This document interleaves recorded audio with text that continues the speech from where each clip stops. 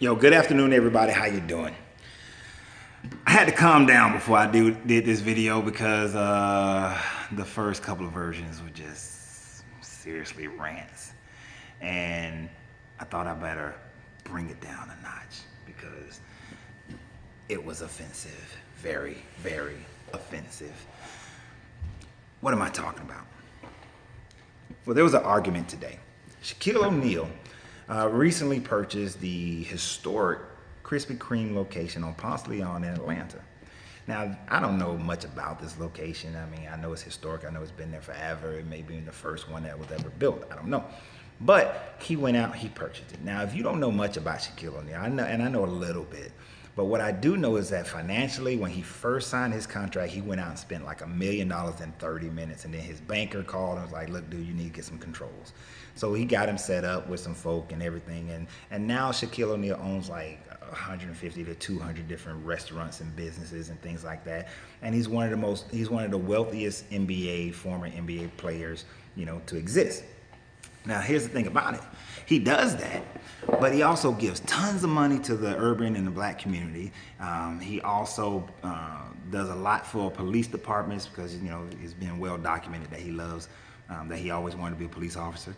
So, and I'm sure there are other philanthropy things that he does, but it's not my business to know what he does as far as that. But what I do recognize is what he has done. Now, here's the problem that some gentleman had. He had the problem that Shaquille O'Neal, I guess, I haven't heard it, supports Donald Trump.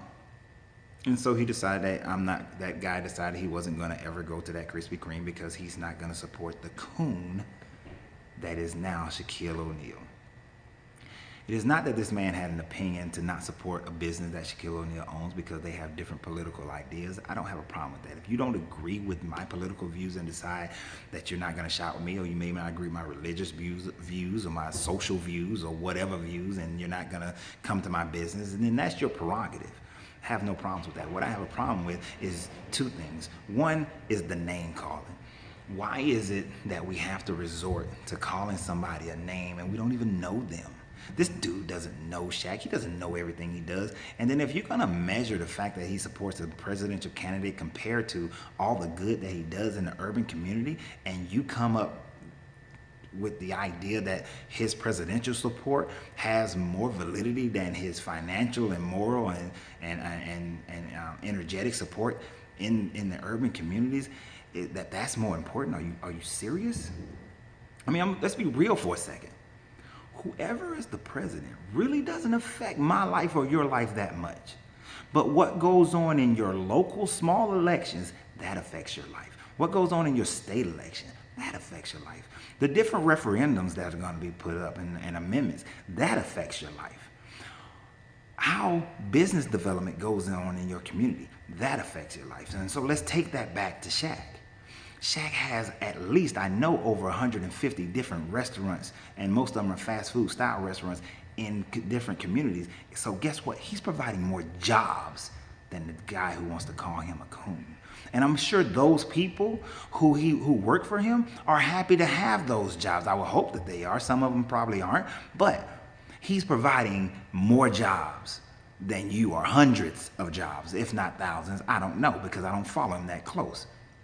But you decide that he's a coon, yet he's donating and giving money to so many inner city communities and programs, but you're not. But he's the coon because he supports Donald Trump.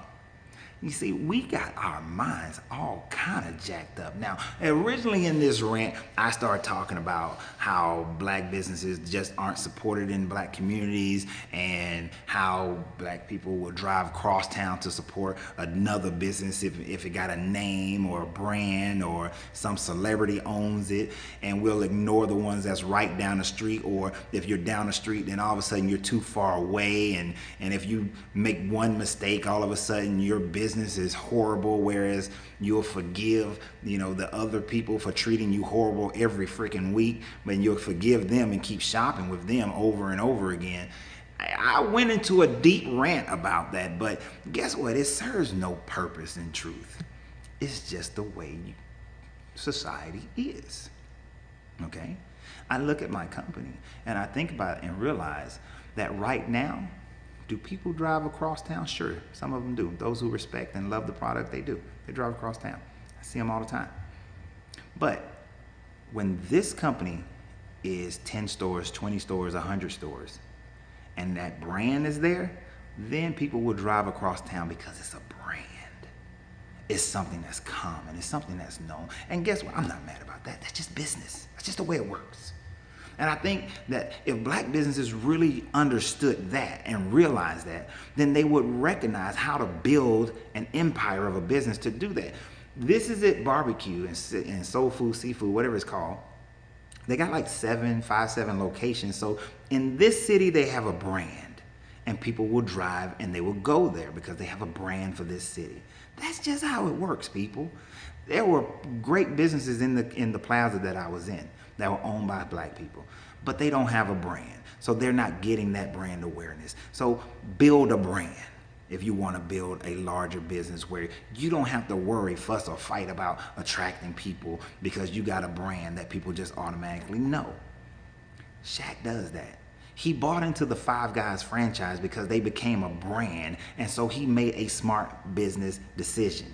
He bought into Krispy Kreme because it has a brand. He made a smart business decision. It has nothing to do with his political ideas. It's a good, sound business decision, but yet some people can't see that. We have, and you know what, before I get too long, let me get into the second point. The second point is this, is that it is this thought process that all black people got to do and be the same way. You know, it is that same thought process that when I watched the movie Birth of a Nation, that this was used to make sure that all the slaves thought and did the same thing. Obey your master, whether he is good or harsh, because it will give you, favor with the Lord. But this also told the black people, that the slaves, that they should revolt for and gain their freedom. This also told the slave owners that they had a right to their slaves, right? This also told the abolitionists that that they should fight for the freedom of a man.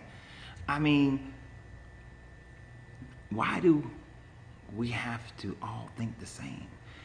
You saying that Shaq is a coon because he doesn't support Hillary Clinton, it's the same way a slave master would say that you should think and be exactly however I tell you to be, to follow and be good to your master, whether good or harsh.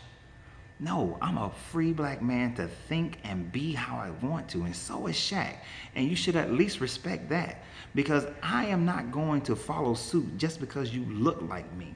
Because you may look like me, but you don't think like me, and you probably don't have my best interest at heart. And I only deal with people who do, because my greatness is non-negotiable, and I hope yours is too.